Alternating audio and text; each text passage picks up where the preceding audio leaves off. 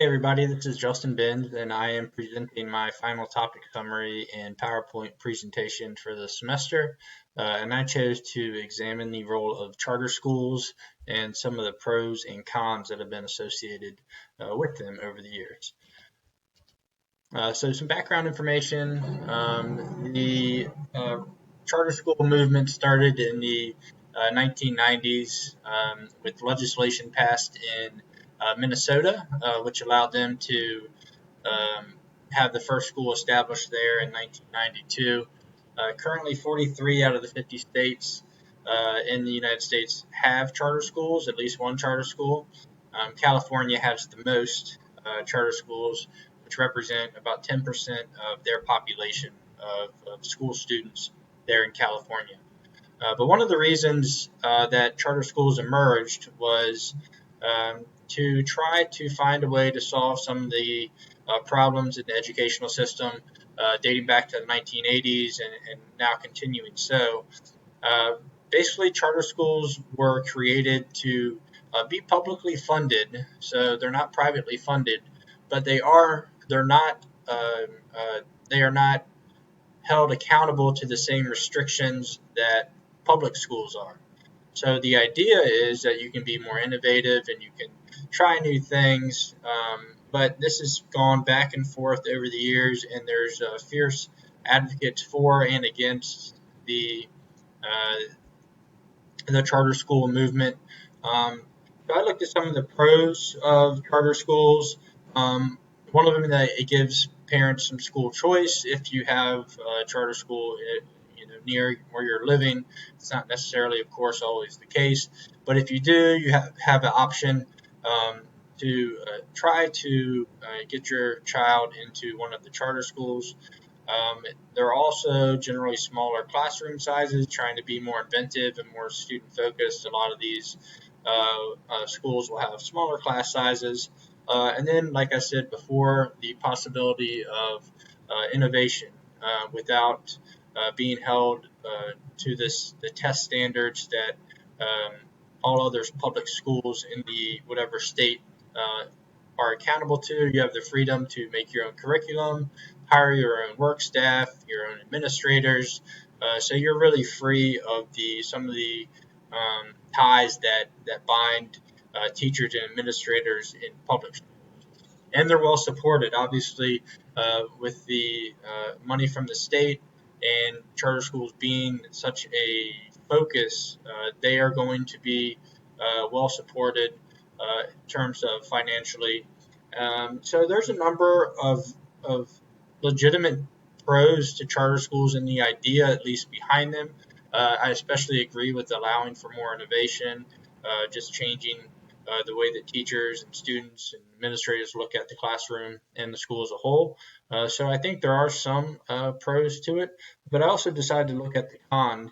And one of the major ones is a lack of oversight. It's kind of the inverse of why they were built. It's the lack of oversight in some way is good because it allows them to be innovative. However, a lack of oversight is not good if the school is not doing well, if they're not being held accountable to anybody, then that's obviously a problem.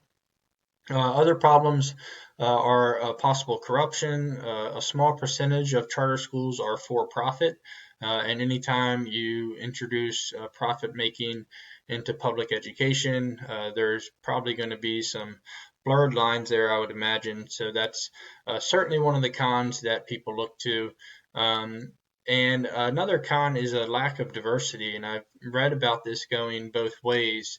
Uh, Being that most charter schools are meant to um, uh, help traditionally uh, socioeconomically um, uh, lower citizens, such as African Americans, Hispanic, to some degree Native Americans. Their arguments are that the higher percentage of those students will be admitted to charter schools, thereby uh, restricting the amount of diversity in the school, which has been proven to show that anytime you are in an educational setting, if you're with a diverse group of people and ideas, those students end up doing well over time. So it's a kind of a backward segregation in some way.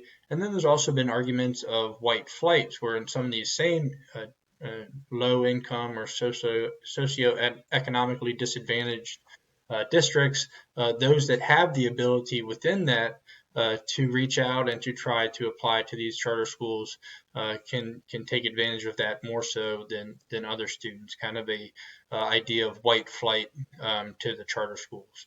And then one of the last major arguments that anti-charter school um, people make is that it pulls resources from local school districts, which it does.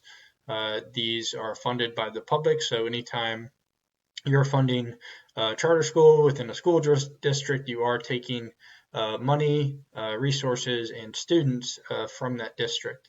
And when that's done, that can be a problem for some schools who are traditionally economically disadvantaged to begin with. So really an interesting debate I found in my research about charter schools. I'd heard a lot about them and didn't really have a full understanding of exactly what they were. But the debate will continue, and any debate regarding educational reform will certainly include charter school debate. And what I hope for is that if the political environment can be tamped down, hopefully there can be some common sense decisions regarding pros and cons and taking what positive aspects there are of charter schools and implementing them into public education if it's possible, while still certainly acknowledging that there are negatives to charter schools as well. Um, and I have put my resources, some further reading if anybody is interested. I really appreciate the time to take to listen to me, and I hope everybody had a great semester and have a great winter break.